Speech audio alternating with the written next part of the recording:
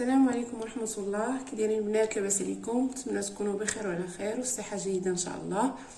الوصفه ديال اليوم غادي نديرو بيتزا بحجم عائلي ومذاق زوين. تبعوا معايا المراحل، كتجي لذيذه البنات بزاف.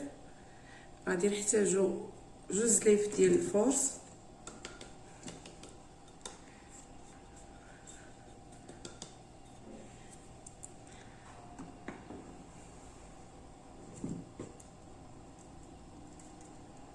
وزلافه ديال الفينو. مقادير البنات يمكن لكم تطوبلوهم يمكن لكم تنقصوهم. غادي نحتاجو تقريبا معلقه كبيره ديال خميره ديال الخبز، ملحه حسب الذوق، معلقه صغيره تقريبا اللي كياكل ملحه عادي. غادي نحتاجو ثومه غبره البنات، هي اللي كتعطي مذاق زوين للبيتزا.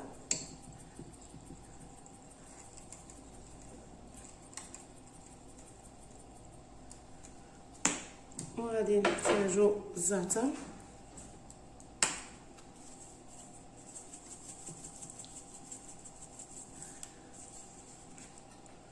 وكاس معمر ديال زيت الزيتون. البنات كتجي رائعه، غير جربوها. غادي نحتاجو الماء باش غادي نعجنو العجين. القدر اللي غادي يجمع ليا العجينه ما تكونش مرخوفه بزاف وما تكونش قاصحه. انا غادي نعجن العجينه ديالي ونتلاقى معكم ونخليوها ترتاح البنات واحد نص ساعه تخمر مزيان. عاد غادي نبداو نشكلوها ان شاء الله ونقول لكم باش نعمروها. البنات دابا غادي نصوبوا لاصوص. انا كندير في بيتزا هذه، يمكن لكم ديروا لاصوص اللي كديروا ديال المطيشه العاديه. من بعد حتى نشاركها معكم ان شاء الله في شي فيديو. دابا غادي ندير غير هذه اللي عندي. غادي ندير شويه د زيت البلديه وغادي نضيف عليها غادي ندير هذه كامله.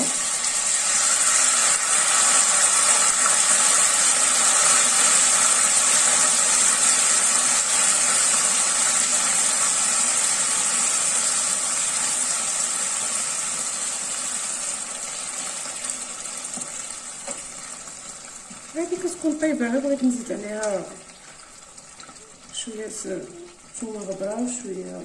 غادي ندير شويه ثومه غبره كتعطي واحد المذاق زوين البنات.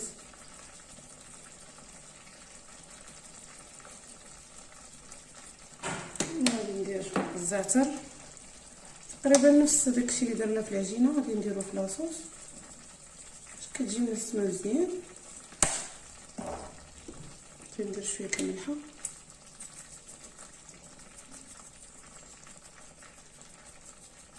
صافي غير شويه نديوهم نجيبوهم ونطفيو عليهم.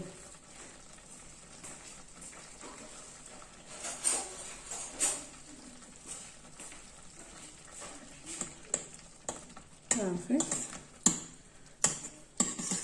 كاين اللي كيبغي يخففها شويه بالماء، صافي نخليها بحال هكا باش تجي عاقده.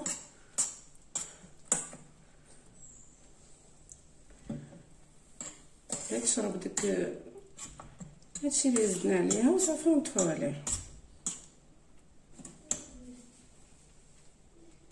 البنات العجينه ديالي بعد ما خمرات خدت القياس ديالي اللي بغيت نخدم به. غادي نطلقها بالفينو باش كتجي حرشه، كتجي زوينه هكا.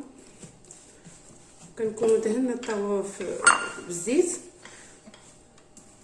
والفران شاعل يعني دافي، ناقصين عليه. كنشكلها شكل دائري، نحاول نرققها مزيان ونبقى نقلبها حتى حيت العجينه اصلا شويه خفيفه هكا. تطلقوها غير بيديكم بلا مدلك. ملي كتخمر دغيا كتعطينا الشكل اللي بغينا.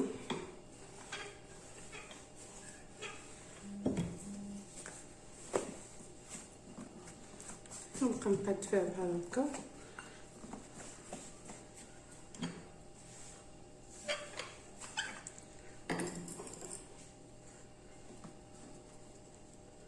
نخليوها غليظه شويه من الجناب غير من الداخل اللي تكون غير من هنا اللي تكون شويه رقيقه. صافي غادي ناخذ الطاوه ديالي بعد ما دهنتها وغادي ندير فيها عجينه. ساعات كنشكلها على حسب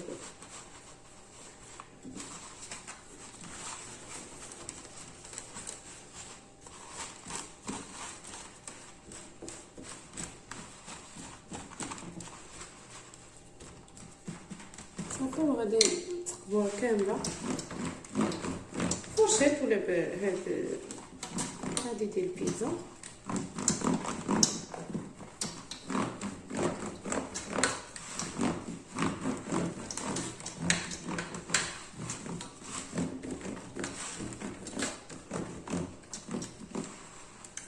غنبقى الجناب بحال هكا.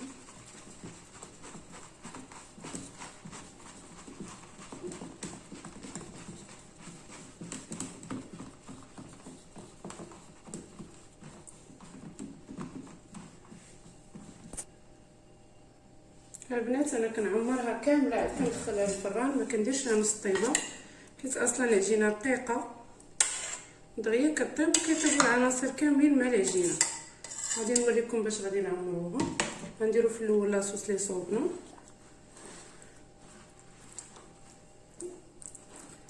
نزيدو عليها كامل بحال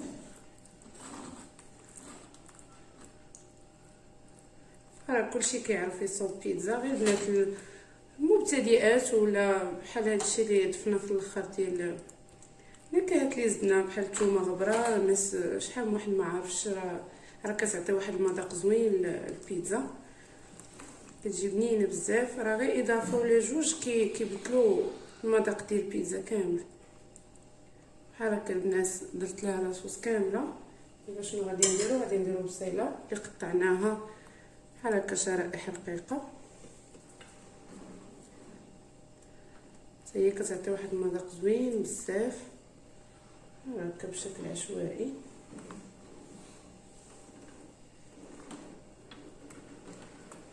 وكنديروا الفلفله حتى هي كنوزعوا عليها كامله.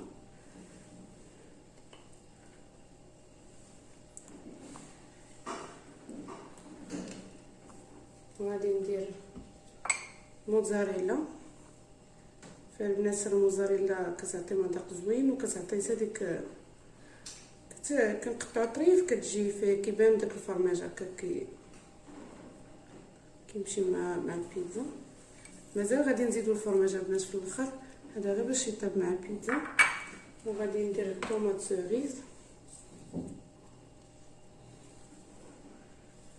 البنات انا غندير فيها الطون ولكن ماشي دابا حتى نخرجها من الفران، لان الطون كيتحرق في الفران خصوصا باقي هادشي ما طيبش. غادي نطيبها على نار معتدله فوق لتحت. غادي ندير دابا الزيتون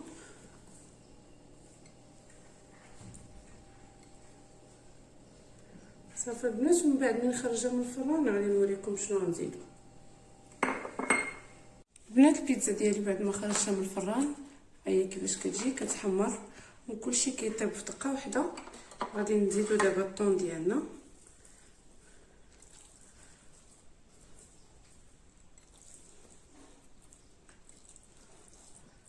هكا كنوزعو عليها كامله.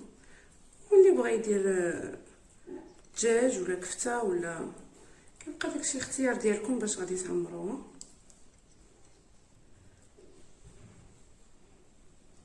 وغادي نزيدو الفرماج احمر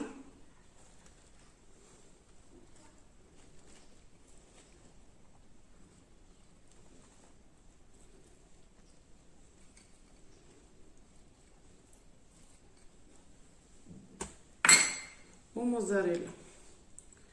غادي ندخلوها ما كاملاش دقيقه غير يذوب الفرماج حيت الفران ديجا سخون، غير يذوب الفرماج ونخرجوه.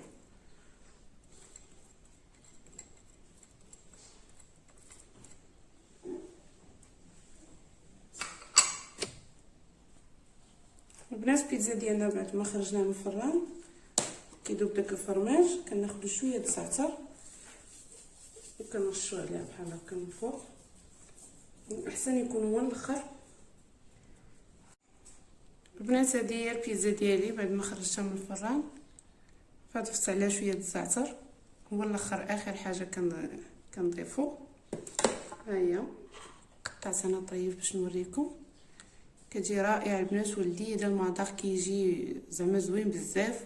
غير جربوها وردوا عليا خبر في لي كومونتير، نتمنى تعجبكم، ونتلاقاو في وصفه قادمه ان شاء الله. الى عجبكم البنات الوصفه ديال اليوم ما تنساوش لي لايك ولي كومونتير، وكيف ما كنقول لكم ديما اللي باقي ما دارش ابوني يديرها. نتمنى تعجبكم الوصفات ديالي، الى وصفه قادمه ان شاء الله.